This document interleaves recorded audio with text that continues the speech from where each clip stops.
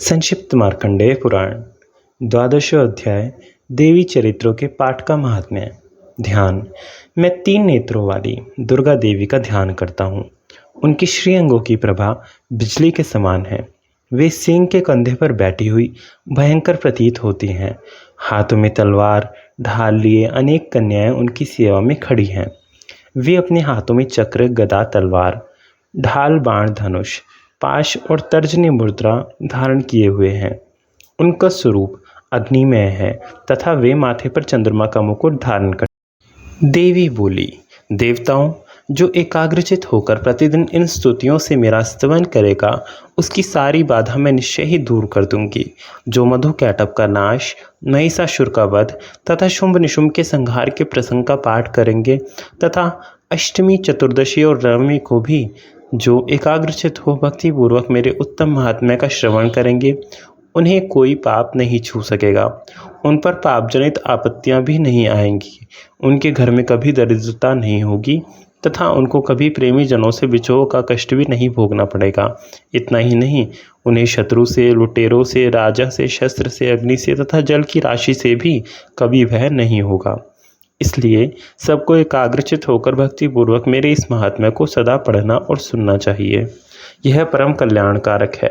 मेरा महात्म्य महामारी जनित समस्त उपद्रवों तथा आध्यात्मिक आदि तीनों प्रकार के उत्पातों को शांत करने वाला है।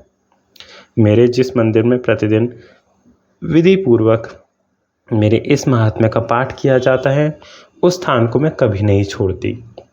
वहाँ सदा ही मेरा सन्निधान बना रहता है। बलिदान, पूजा, होम तथा महोत्सव के अवसरों पर मेरे इस चरित्र का पूरा पूरा पाठ और श्रवण करना चाहिए। ऐसा करने पर मनुष्य विधि को जानकर या बिना जाने भी मेरे लिए जो बलि, पूजा या होम आदि करेगा, उसे मैं बड़ी प्रसन्नता के साथ ग्रहण करूंगी। शरत काल में जो वार्षिक महापूजा की जाती है, उस अवसर पर जो मेरे इस महात्म्य को भक्तिपूर्वक सुनेगा, वह मनुष्य मेरे प्रसाद से सब बाधाओं से मुक्त तथा धन, धान्य एवं पुत्र से संपन्न होगा।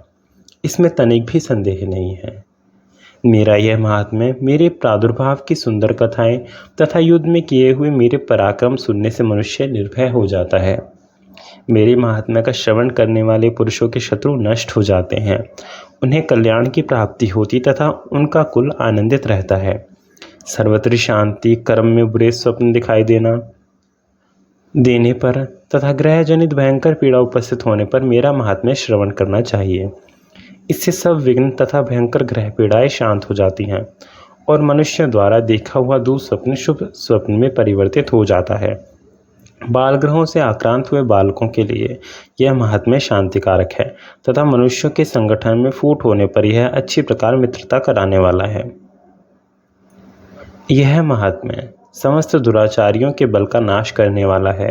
इसके पाठ मात्र से राक्षसों, भूतों और पिशाचों का नाश हो जाता है। मेरा यह सब महात्म्य मेरे सामीप्य की प्राप्ति कराने वाला है।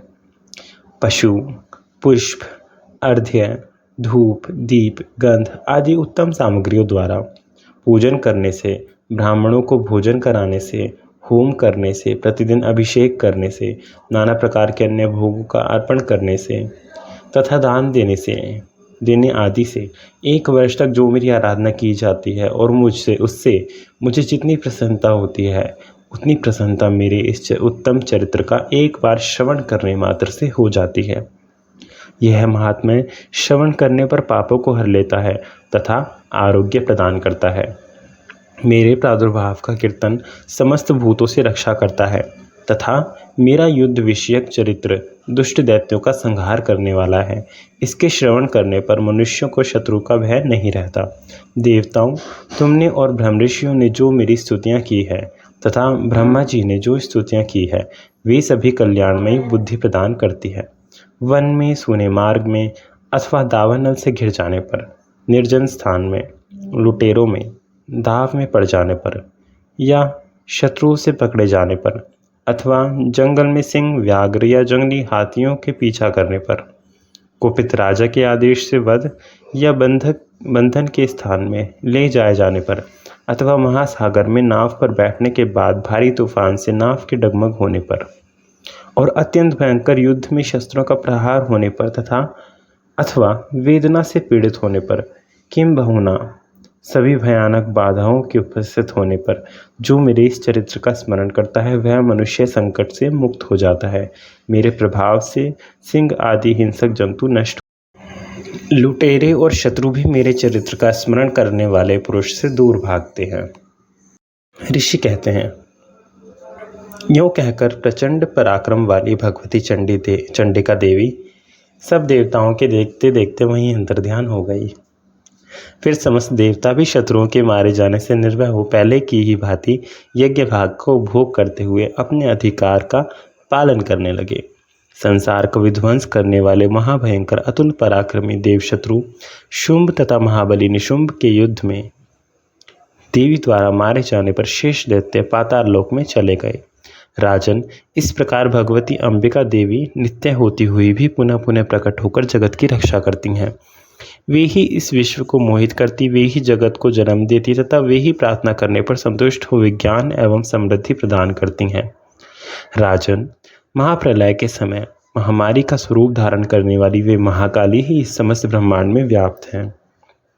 वे ही समय समय पर महामारी होती हैं और वे ही स्वयं अजन्मा होती हुई भी सृष्टि के रूप में प्रकट होती हैं। वे सनातनी देवी ही समय अनुसार संपूर्ण भूतों की रक्षा करती, मनुष्यों के अभ्युदय के समय वे ही घर में लक्ष्मी के रूप में स्थित हो उन्नति प्रदान करती हैं और वे ही अभाव के समय दरिद्रता बनकर विनाश का कारण होती हैं। पुष्प, धूप और गंध आदि से पूजन करके उनकी स्तुति करने पर वे धन, पुत्र, धार्मिक बुद्धि तथा उत्तम गति प्रदान करती हैं। इस प्रकार श्री मार्कंडेय पुराण में सावर्णिक मनवंतर की कथा के अंतर्गत देवी महात्म्य में फल स्तुति नामक 12वां अध्याय पूरा हुआ। ओम नमः शिवाय।